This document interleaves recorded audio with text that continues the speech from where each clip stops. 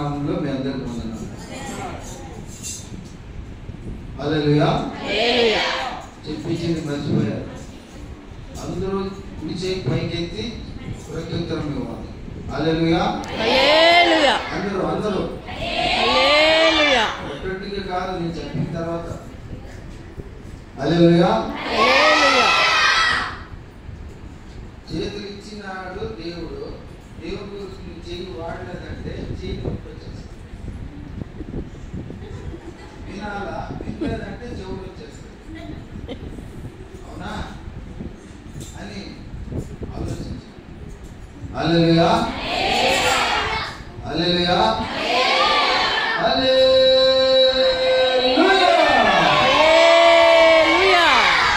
ఆమేన్. మరి ఒక శుభవార్త మాట్లాడుతున్నారు. అనవసరంగా మాట్లాడితే మూగివారు అయిపోతారు. అవుతారా? అనుకోండి, వద్దు కదా. దేవుని కొరకు నోరు వాడదాం, ముక్కు వాడదాం. శరీరమే దేవుడికి. ఏమంట వాక్యం ఏం చెప్తుంది? 133లో 103 యోహాను సన్నిధించుమని.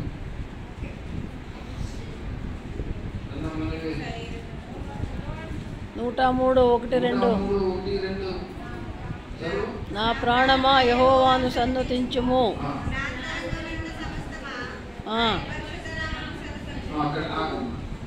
నా అంతరంగమున సమస్తం అంటే చెవి వదిలి అన్నినా, నోరు వదిలి అన్నినా, నోరు, ముక్కు, కన్నులు, వెంట్రుకలు, వేళ్ళు, శరీరం మొత్తం దేవుని కొరకు వాడబడాలి కదా.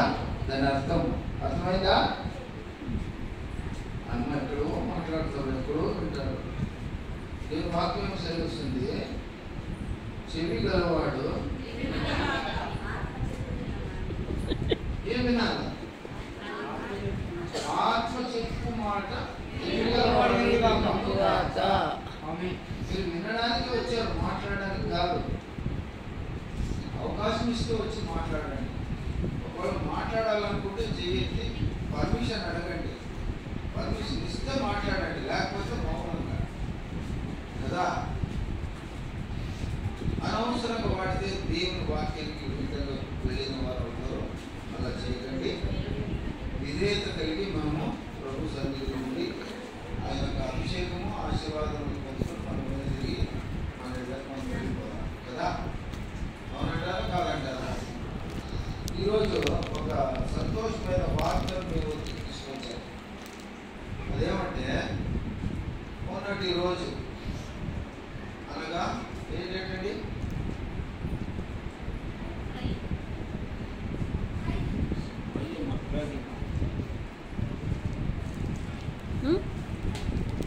బైబిలా ఇదే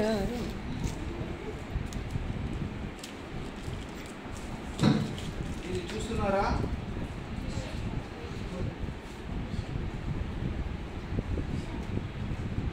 దేవునికి స్తోత్రం కలుగును గాక. ఎంత భాగ్యము, ఎంత భాగ్యము, ఎంత సౌభాగ్యము. అయ్యగారి సేవలను గుర్తించి భారతదేశంలో ఉన్నటువంటి కేంద్ర ప్రభుత్వపు ఉత్తర్వులు పొందుకొని న్యూ నాడి అనే ఒక సంస్థ, డయాసిస్ వారు అయ్యగారిని ఆహ్వానించి అయ్యగారికి ఈ యొక్క పట్టాభిషేకం జరిగింది. పట్టాభిషేకం అంటే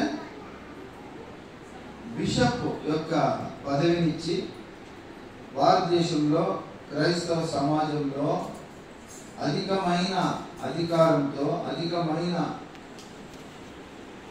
సేవలు చేయటకు గాను ప్రభు వారి కృప చేత సంస్థ వారు గుర్తించి అయ్యను అభిషేకించారు బిషప్గా. ఏగా అందరు చెప్పాలి, ఏగా. ఇక మీదట అయ్యగారిని బిషప్ అయ్యగారు అని మీరు బిషప్ డాక్టరేట్ కూడా ఇచ్చారు. అయ్యా ఈ విషయంలో చెప్తానండి. దయచేసి వినండి. మరేమో డాక్టర్ 5 మంది సేమ్ అదే సేమ్. ఒక ప్రెసిడెంట్ గారు, ఒక చైర్మన్ గారు అందరూ కలిసి కట్టుగా వారితో కూడా అమ్మ నేను కలిసి అందరూ 5 విధాలుగా అయ్యగారికి అభిషేకించారు. దాంట్లో 3 ముఖ్యంగా పాదాలు కడిగి, అయ్యగారికి చైర్మన్ గారు పాదాలు కడిగి పాదాభిషేకం చేశారు. మరి నేనేమో అయ్యగారికి నూనె రాసి తైలాభిషేకం చేశాను. మరి ప్రెసిడెంట్ గారేమో ప్రతిష్ఠించి ప్రతిష్టాభిషేకం చేశారు. ఇలాగా అందరూ కలిసి అయ్యగారిని ఆ రోజు అభిషేకించారు. ఆ సమయం గడియ నుండి ఇప్పుడు అయ్యగారు బిషప్ అని పిలువబడుతూ ఉన్నారు. సంతోషమా? బిషప్ సంతోషమా? బిషప్ రెవరెండ్ డాక్టర్ కేజీ రావయ్య గారు ఇంక మీద. ఇప్పుడు అయ్యగారికి ఒక పదవిని ఇచ్చారు, డాక్టరేట్ ఆఫ్ డివినిటీ. అయ్యగారిని డాక్టర్ అని పిలవాలి ఎవరైనా కానీ, భారతదేశంలో కానీ ప్రపంచంలో ఎక్కడైనా కానీ. తర్వాత దీనికి ఇంకో సర్టిఫికేట్ ఇచ్చారు అయ్యగారికి, ఎపిస్కోపల్. చెప్పండి. ఎపిస్కోపల్ ఉన్నవారు వారిని వెళ్ళిపోతే ఎపిస్కోపల్ చూస్తేనే ప్రెసిడెంట్కి ఇచ్చినటువంటి గౌరవాన్ని ఇస్తారు. అంత గౌరవం ఆ ఎపిస్కోపల్. ఎన్నైంది ఇప్పుడు? 1 బిషప్ గా ఆర్డినేషన్, 2ది డాక్టరేట్గా డాక్టరేట్ పిలుస్తారు. అయ్యగారికి పేరు బిషప్ రెవరెండ్ డాక్టర్ కేజీ రావయ్య గారు. గౌటం అమ్మ ఎంత మంచి సంస్థనా, ఏది వంశమా? కోటం కోటం కోటం అంటే వంశమే కదా. ఎంత ధన్యత ఆ వంశానికి కదా. చాలా సంతోషం. అయ్యగారు తల్లిదండ్రులు తల్లిలు, ఆ వంశమే ధన్యత. ఈ భాగ్యం మనకి ఎవరికి? ఎవరికి లేదు. ఎందుకు లేదు? 52 ఏళ్ళు సతతంగా అయ్యగారు నిమగ్నులై ప్రభు సేవలో ఉన్నాం కదా. కాబట్టి అయ్యగారిని bishop, right, reverend, doctor Gautam ఏ గంగాధర రావు గారు. అవునా? ఇంకోటి ఇచ్చారు అయ్యగారికి, national human rights. Human rights తెలుసా మీకు? ఏ మనుషునికైతే ఏదైనా అన్యాయం జరిగినప్పుడు, మానవత్వానికి అన్యాయం, మానవ హక్కులు వారు ఉల్లంఘించినప్పుడు మానవ హక్కుల కొరకు దేశంలో ఉండే ఈ సంస్థ వారందరూ లేచి ప్రెసిడెంట్ ఆఫ్ ఇండియాని, ప్రైమ్ మినిస్టర్ అడిగే హక్కు అధికారులు.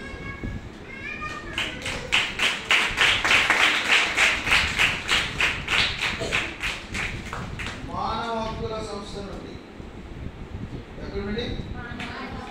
మీరు మానవులా మనుషులా? మనుషులు అంటే ఏంటి? మరి మానవులే కదా. దానవుడు మానవుడా దానవుడు అంటారు. వద్దు, మనుషులుగా మనం ఎవరో మనకు హక్కులు ఉంటాయి కదా. హక్క పోరాటంలో ఒక సంస్థ ఉంది. ఎవరికైనా మనిషికి అన్యాయం జరిగితే అమానత్వంగా అమానుషంగా మనల్ని హింసిస్తే అడిగేవాళ్ళు లేరు మనల్ని, కానీ సంస్థ వాళ్ళు అడుగుతారు. వాళ్ళు గుర్తులు చెప్పాలి. ఎన్నైనా బిషప్ 1, రైట్ 2, రెవరెండ్ 3, డాక్టర్ 4, మానవ హక్కులు 5, 6వ ఉంది. అయ్యగారికి ఒక లైసెన్స్ ఇచ్చినారు. ఎవరంటే ఎవరు పెళ్లి చేసుకునేటట్టు లేదండి. లైసెన్స్ ఉన్న వాళ్ళు వచ్చి పెళ్లి చేస్తేనే ఆ పెళ్లికి మాన్యత, అయితే చెల్లదు. ఇప్పుడు రాజరసాయిగా వస్తున్నారు 17వ తారీఖు. ఎందుకు వస్తున్నారంటే ఆయన లైసెన్స్ ప్రభుత్వం వారు అయ్యగారిని అధికారం ఇచ్చారు. నువ్వు పెళ్లి చేయొచ్చు, వివాహం జరపవచ్చు. వాళ్ళు చేస్తేనే ఆ సర్టిఫికెట్. ఎందుకంటే రేపు ఏమైనా గొడవలు వచ్చినప్పుడు కోర్టుకు పోతే ఎవరు పెళ్లి చేశారు, ఎక్కడ పెళ్లి చేశారు, పెళ్లి చేసిన వాళ్ళకి లైసెన్స్ ఉందా, గవర్నమెంట్ వాళ్ళకి అధికారం ఇచ్చిందా, ఇన్ని పరిగణిస్తారు. కాబట్టి అయ్యగారికి మ్యారేజ్ లైసెన్స్ కూడా ఇవ్వడం జరిగింది. దీనికి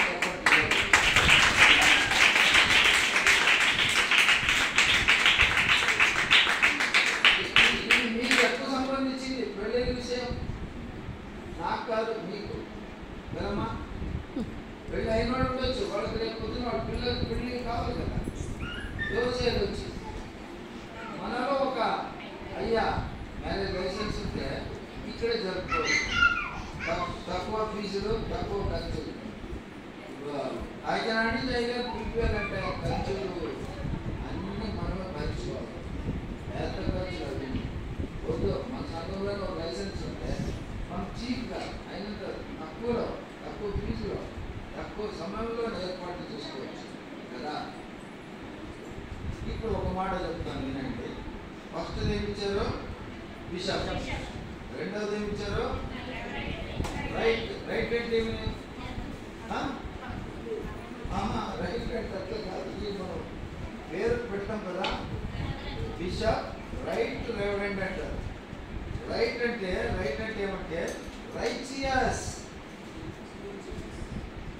నీతిమంతులు. రైచియస్, నీతిమంతులు. రెవరెండ్ అంటే ప్రభు ఒక్కడే, యేసయ్య ఒక్కడే. ఆయన సేవ చేసేవారిలో నిస్వార్థమైన సేవ చేసేవారు. వారిని కూడా మన పూర్వీకులు ఏమనిపించారంటే రెవరెండ్ అని పిలిచారు. అంటే పరిశుద్ధులు, పూజింపదగిన వాడు. బైబిల్ ఎక్కడ లేదు, ఒక చోట మాత్రమే ఉంది, కీర్తన భాగంలో. దేవుడు ఒక్కడే, యేసుక్రీస్తు ఒక్కరే పూజింపదగిన వాడు, పూజకు అర్హుడు. అలాంటి ఒక వ్యక్తి అని అర్థం. కాబట్టి ఇంక ముందు చెప్పే మాట నేను చెప్పి ముగించేస్తాను. ఈ తర్వాత ఇవన్నీ చూడండి ఒకసారి. ఇక బాబు జూనియర్ పాస్టర్ ఇస్తాం. దేవుని స్తోత్రం కలుగుగాక. ఇప్పుడు ఇంత చెప్పి ఇంత అయింది ఎందుకో? మీ కొరకే, సంఘం కొరకే. ఎవరి కొరకండి? మన సంఘంలో మీరు గౌరవిస్తారా లేదా? అయ్యగారు గౌరవిస్తారా లేదా? ఇంతకు ముందు ఇచ్చిన గౌరవం కంటే ఇప్పుడు అధికమైన గౌరవం ఇవ్వాలి. బిషప్ అయ్యగారు అని పిలవాలి. పిలుస్తారో లేదో నాకు తెలియదు. పిలిస్తే మీకు ఆశీర్వాదం. ఏమని పిలవాలి? వెనకాల వారు ఎవరు ఏం పలకట్లేదు. ఏమని పిలవాలి? ఏమని పిలవాలమ్మా? Very good. దేవుని స్తోత్రం కలుగును గాక. మరి అయ్యగారు మనసు నొప్పించకండి. ఏం నొప్పియాలా? చెప్పరే. ఏం చెప్పానమ్మా? నొప్పిస్తే, బాధపడితే మీకు మంచిది జరుగుతుంది. బాధపడితే మంచిది జరుగుతుంది. ఒక వాక్యం చూసుకుని మనం ముగించుకుందాం. యోహాను సువార్త 12వ అధ్యాయము 26వ వచనం. యోహాను సువార్త 12వ అధ్యాయము 26వ వచనం. ఒకడు నన్ను ప్రేమించిన ఎడల ఏమా? సేవించిన ఎడల. సేవించిన ఎడల అంటే ఏంటి? సేవలు చేసిన ఎడల, దేవుడు సేవ చేసిన ఎడల నన్ను వెంబడింపవలెను. అప్పుడు నేను ఎక్కడ? చూడండి, ఆయన ప్రభు ఎక్కడ ఉంటాడో అక్కడ ఆయన సేవకుడు. ఎవరు? ఆయన్ని ప్రేమించిన వారు, ఆయన్ని సేవ చేసేవారు ఆయనతో కూడా ఉంటారట. ఒకడు నన్ను సేవించిన ఎడలంటే నా సేవ చేసిన ఎడలని యేసు ప్రభు వారు అంటున్నారు. నా తండ్రి అతనిని, అందరూ చెప్పాలా, అతనిని నేను అతనేనంటే ఇక్కడ కనపరిచిన మీరు చెప్పాలా. ఇప్పుడు అతను ఎవరు? బిషప్ అయ్యారు రావు గారు. మీరు అందరూ గౌరవించి పాస్టర్లు అగౌరవం చూపించకూడదు. ఈ ఇద్దరు పాస్టర్లు బలిపీఠం పైన ఉన్న ఇద్దరు పాస్టర్లు వాళ్ళిద్దరేనా? మేమిద్దరము. మన క్రైస్తవ సమాజంలో ఉన్నటువంటి ప్రతి వారు కూడా బిషప్ను అతిగా గౌరవించాలి. దేవుడు అంటున్నాడు వారిని నేను ఘనపరుస్తాను. దేవుడే ఘనపరుస్తున్నారు. మరి అటువంటి ఘనత గౌరవము అయ్యగారికి దొరికింది. ఎంత సంతోషమైన వార్త. ఆ రోజు చూడాలా, స్వర్గమే కింద దిగి వచ్చినట్టు కార్యక్రమం జరిగింది. అభిషేక వాక్యాలు, పాటలు చూసారా? నేను మాట్లాడుతున్నారు, మీరు మాట్లాడితే అవి చేస్తాం కదా. ఇప్పుడే చెప్పండి ఏమని, ఎవరు మాట్లాడుకోవచ్చు, మౌనంగా ఉంటారా? వినేదానికే కదా మీరు వచ్చినది, మాట్లాడేదానికే. ఎవరైనా మాట్లాడదలుచుకుంటే నేరుగా పైకి వచ్చేసండి, ఎక్కడికి కూడా మాట్లాడండి. ఇద్దరు ముగ్గురు పైకి వచ్చేసండి, మేము మౌనం కూర్చుంటాం, మీరు మాట్లాడారు కదమ్మా. మీరు చెప్తూనే ఉన్నారు సేవకులు. మీరు అలా మీ ఇష్టానికి మీరు మాట్లాడుతుంటే అది అవిధేయత. కావలసిన ఆశీర్వాదాలు రావు. దేవుడు ఏమంటున్నాడు? నా తండ్రి వాళ్ళని గౌరవపరుస్తున్నాడు అంటాడు. వాక్యం ఇంటిపై బాగా 10 సార్లు చదవండి.